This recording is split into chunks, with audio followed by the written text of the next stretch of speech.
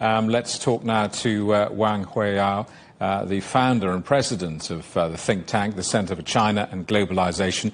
Good to see you. Welcome. So a handshake, warm words. Is there a danger, though, that when these negotiating teams return to their respective capitals, that this all kind of rewinds a bit?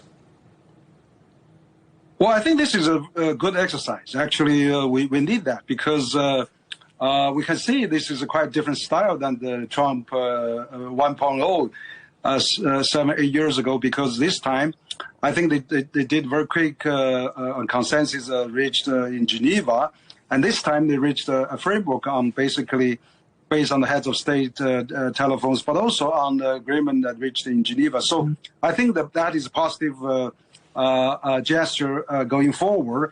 And then, of course, up to the final approval. But I think probably that is forthcoming because I think both sides has already agreed upon and reached some kind of framework. So at least we can implement this framework pending the final going through. So, but again, it's also give us a lesson that we should not really, while we agree on something, we should not really adding things. We should not sanction between. Adding extra obstacles, we should honor our words. So that's basically, I think, the second round of talk that has taught us. Because since the Geneva talks, we see some U.S. Lifted, new sanctions. No, actually added new sanctions, but also new measures on chips and on Huawei, on many other parts of the supply. So I think we need to really stick what we have agreed and implement that. One European commentator described the framework agreement as back to square one, which I guess is better than square zero. But is back to square one a fair assessment? Well, I think it's probably more than that, because after all, we have a second round of talk. And because you do remember the first round was taking only 2 days. And then they greatly reduced the tariff, which is great. But then there's many other issues remain there. For example, I mean, just between the last months, while we reach the phase one, U.S. is keep adding sanctions, keep adding pressures, keep restrict the student visas. You see so many cards being played, while just the phase one agreed.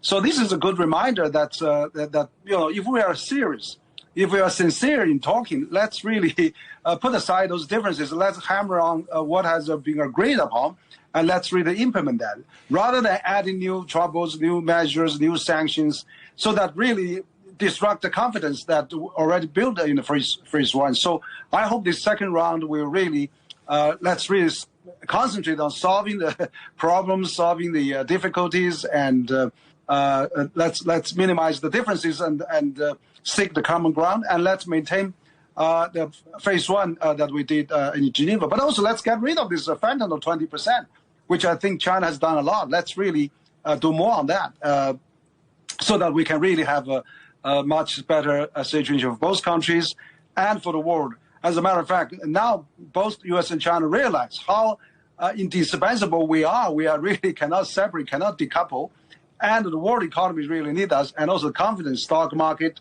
oil prices, you name it, all hinge on this Sino-U.S. trade talks. So they have the responsibility not for both countries, but for the world. Very briefly, do you think domestic political factors in both the United States and China are perhaps constraining how far either side is willing to go towards a lasting agreement? Well, I think there's a strong will, particularly in China. I think, China leadership have said many times they don't want to have any, they don't see any reasons to get in bad relations. There's 1,000 reasons to be in good relation. But I think the key is the U.S. not view China as an adversary or a rivalry or strategic rivalry, whatever, you name it. But basically, just peacefully accept China rise and coexisting friendly. And of course, we have competition, but let's have an Olympic-style competition. So the domestic sentiment, the narrative, and domestic, political, forces are so important. I think that it's great that both leaders realize that, and they are actually putting the heads of the diplomacy on top of everything. And I think the Trump team is follow the leadership of Trump. and China the same. So I think if both leaders are determined, things can be under control, and we can really straighten things around.